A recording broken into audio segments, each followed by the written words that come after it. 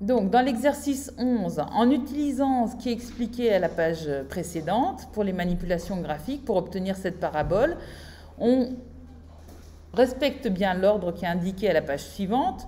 Donc, ici, on va de P1 à P2. On voit qu'on a simplement modifié x. Ici, on a, à la place de ce x, on a mis x plus 5. Et on élève au carré. Et donc, on sait qu'on a on a à l'intérieur des parenthèses, on aura une manipulation qui est non conforme à l'intuition. Donc, ici, on ne doit pas mettre, au niveau des abscisses, 5, mais moins 5, l'opposé de P, puisque P ici vaut 5. Ici, on met 0. Et là, on prend un point de la parabole P1, c'est celle-ci, celle qui a cette équation-là. Et pour obtenir les points de la parabole P2, on fait simplement moins 5 à l'abscisse des points de la parabole P1 sans modifier leur ordonnée. C'est pour ça que le Y ici, il reste le même. Ça correspond à faire cette translation. Translation de vecteur V qui a pour composante moins 5, 0. Ensuite, on passe de la parabole P2, donc c'est celle-ci, à la parabole P3 qui est ici, et on voit qu'on a simplement multiplié ici le x plus 5 au carré par 1/2. On a modifié l'ordonnée des points de P2 en les multipliant par 1/2. On multiplie par 1/2 l'ordonnée de chaque point de P2.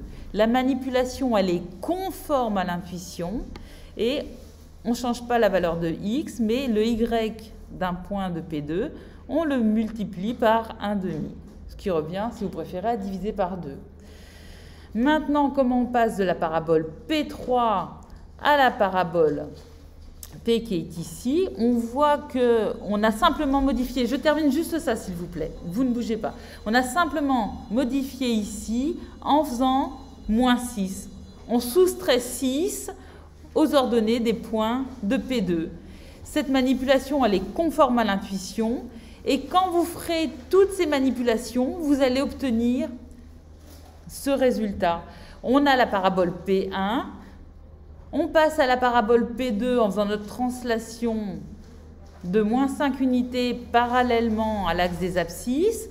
Ensuite, on passe de la parabole P2 à la parabole P3 en multipliant les points de la parabole bleue par 1/2, en divisant par 2. On obtient le point correspondant ici sur la parabole rouge.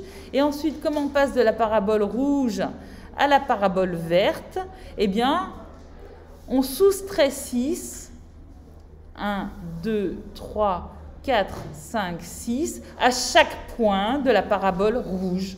Et c'est bien ce qui était expliqué ici.